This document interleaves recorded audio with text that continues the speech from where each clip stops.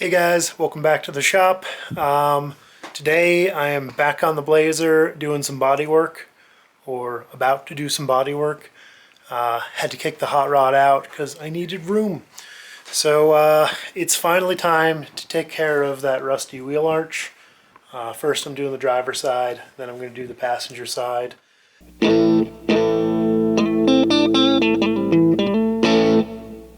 I may or may not show you all of this because I'm doing this kind of in the most annoying way possible.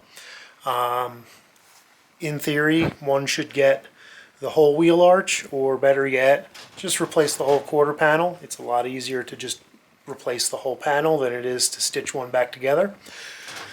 But when I got my patch panels, which was probably closer to 3 years ago now, that's how long it takes me to do things, I could only get a passenger side. The passenger side was actually even still for a truck, but it should be the same. But the driver's side I was only able to get in 3 parts. So I've got basically the upper, the rear, and the front, all as separate pieces. And then a little more recently I bought the inner wheel arch because I realized that mine's completely gone. So there are my pieces. Got the rear section, the front section, top section, and the inner. All of these came from LMC Truck, and I also have some inner panels that I can't quite see, but it said they were there, and I just made an LMC order for some S10 parts, so I tacked those on there. But the other thing going on here, I'm going to probably, I was going to just use from there forward, but I might have to do some stuff a little further back, and it's going to be time to take that bumper off. I may actually remake that bumper because, well, it's been a few years and I've learned a lot more, so I might be able to make that a little bit better. It also, you can see, it actually fouls, so like right there kind of touches this when the tailgate's folded down. I thought it was clear, but it really isn't. I thought about just cutting this bit off and adding a bevel to it, but I think I'm going to remake it. So it seems a little weird, but first thing I'm going to do to fix that rust is to take the bumper off, and probably that taillight.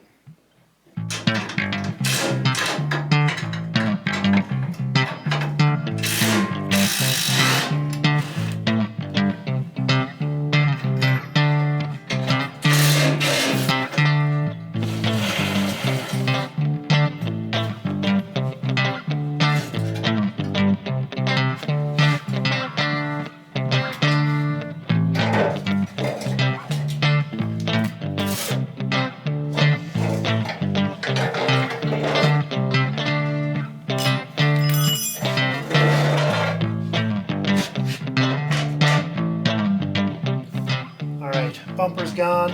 The reason I'm taking the taillight out is actually because I noticed that there's a pretty sizable dent right here. So I'm going to need some access to the back to fix that.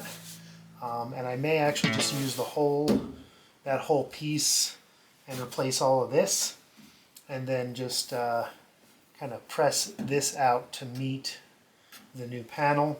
Because there's a big dent there. There's a smaller dent right there.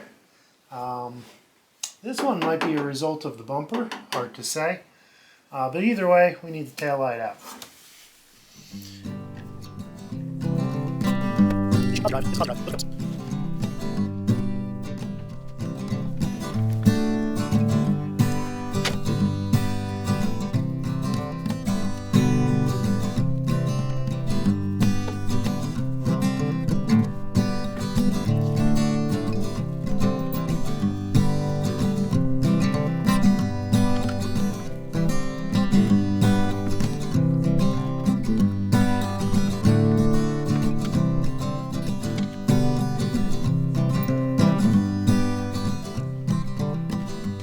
Alright, taillight is removed, so you'd think we're ready to start cutting.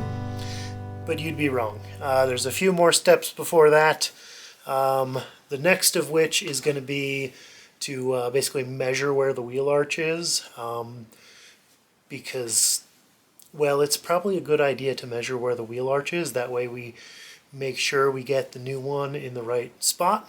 The new one does come with the body line, so that is going to sit on the body line right here, but I don't fully trust that. So what we're going to do is measure from the top down to the bottom and record that in a couple spots, and then we'll know what we need to do. Alright, and because I never trust any of these tape measures, I've marked this one by putting a little smiley face on it. That way the smiley face tape measure is the one we're going to use to measure that. So we'll stick that there. And to the bottom I've got 16 1/4.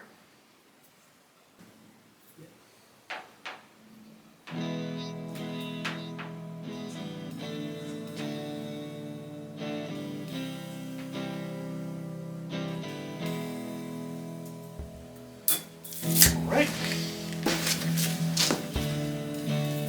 Now, measure right here. Yeah, 16 1/4 as well.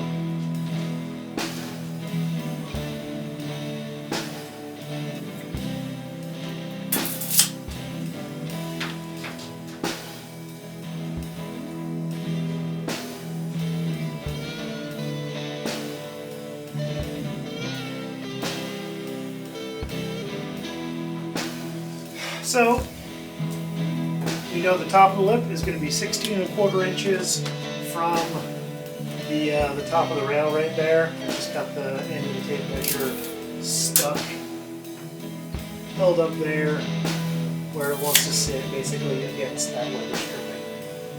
It's probably not the most accurate, but it's close enough for how these things came out of the factory. Okay, now the next thing is the fact that the inner wheel tub actually bolts to the inner fender on here. So what we're going to do is unbolt those, and or try to unbolt those, and hopefully they come. If not, we'll have to do some destructive means, but I guess that's all part of it. So I'm going to unbolt the inner fender, and then we can start making some exploratory cuts. So there you go, you can see this is the inner fender, this is the wheel tub. So this guy is pretty good and doesn't need to be replaced, but this guy definitely does. Up here isn't too bad, but you'll see I've got some rot right here. I might actually be able to save that. I think the other side is worse.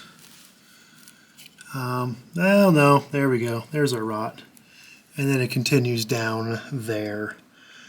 Yeah, it's definitely one of those things where I probably could save it, but it's going to be a lot easier just to replace it. So that's what we'll do. Alright, so I started doing some layout, and I noticed the front piece of panel only comes up to here. This is where that dotted line is. This is that top wheel arch. So there's this big gap where literally nothing, there isn't a patch panel that I have. The good news is that the rust starts here. So pretty much everything like a 1/4 inch above this line needs to go, but everything from about here down, totally fine. And that also means that I don't actually need to replace that section, so I'm not going to. The other thing related to all this is that that top arch comes to here and comes down to there, but the rear section has this little bit of an overlap. So what we're probably going to do, I'm going to cut the top out. We're going to leave the bottom, because it's completely rotten down there, I should be able to fish the inner fender out. So what we'll do is we'll fish that out. Then we'll replace the top. Then we'll replace the rear half, but I'm probably going to trim it down to about this line and just go to the edge. The main reason for that is because it actually goes all the way up past the taillight. And well, there's a taillight there, so I'd rather, use that. I don't want to damage this flanged edge. But if you see right here, you can see where that's dented in. So I'm going to probably extend this line to right there, or I'll split the difference and go just a little below and then weld just next to this guy. So cut it about right there and then weld this to match where the new panel is. So a little bit of beading, but not much. So since the inside's all done, it's the time that makes me nervous. We're going to start cutting this, but I'm going to cut it kind of with some exploratory surgery in mind. So I'm not going to go that far. We're going to just kind of go on the inside of this just to get the big rusty section out.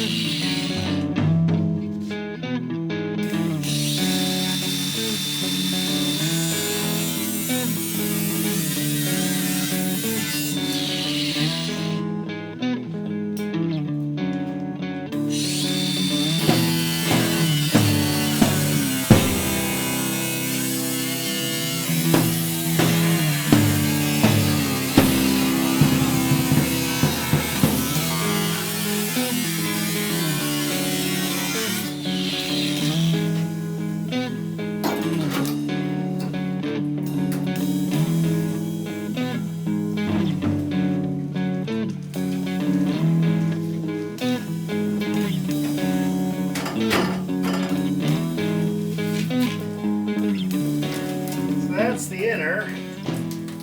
I thought it would be free by now, but something tells me there's probably some seam sealer holding it on.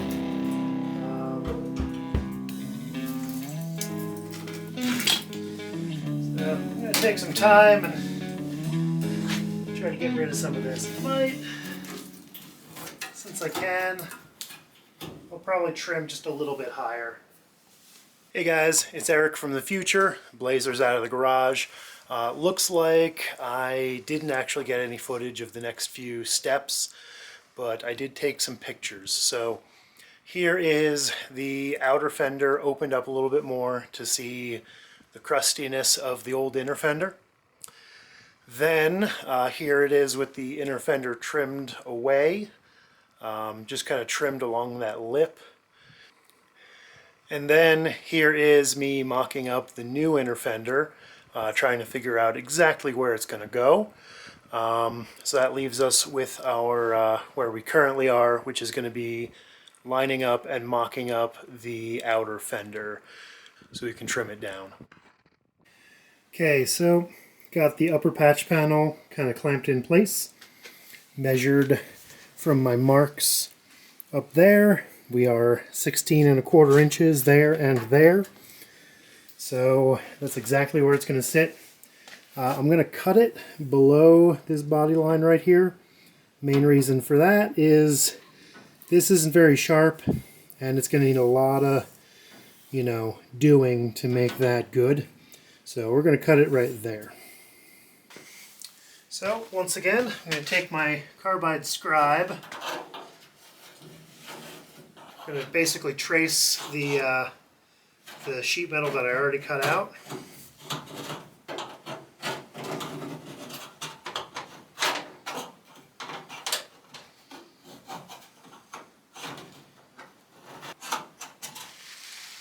Alright, that should be everything. Now I can take it off.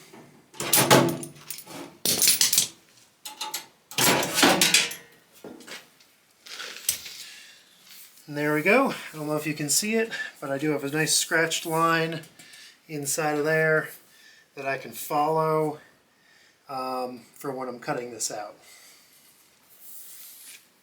Okay, so I've been pretty busy. Got all of that inner fender out. There's a little bit of rustiness still in there. That's part of the wheel arch, the actual tub. I thought about fixing that, but I think I'm just going to let it be for now because I can get new inner tubs, so I might just replace it then. So I've just got some rust converter paint on there to clean everything up. And it actually, the more I was looking at that inner fender, it looks to be that it's designed to just be welded onto this guy. So I've trimmed that away, and what we're going to do is just clamp it against this and then spot weld it on. And I had to open up some of the holes for these guys so that it would sit flush. The main thing is that when I put it up there, like this is unsupported, this is kind of where it wanted to be. When I put it up there, it was just barely touching. So that tells me that that if I were to cut this away, I'd actually pull this in to get it to attach. So I didn't like that, so I'm not going to do that. And you can also see I've trimmed this guy just a little bit on the edges so it sinks in nicely, and then open up those holes and then splayed them open. I'll probably, once it sits down, fold these back down and just add some more weld just to secure everything. But that's about it. I think we're pretty close to putting this back on. Alright, there's the inner mocked up. Just got to figure out how to clamp it and then weld it in. Alright, got her clamped in, and these are seemingly the only clamps I have that'll actually fit. So I'm going to probably be moving some around as I tack it in. Got it cleaned off, drilled some holes. I'm going to just do a bunch of plug welds and then a little bit of stitching along the top right there. Yeah, let's get started.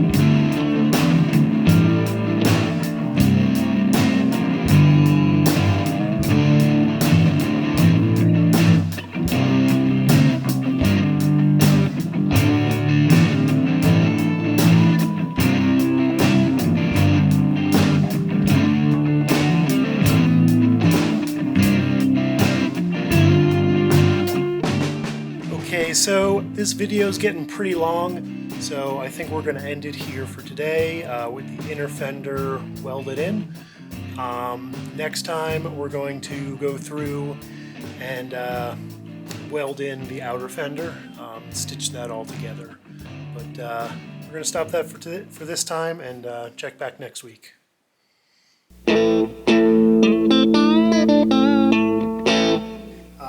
For when I'm cutting this out.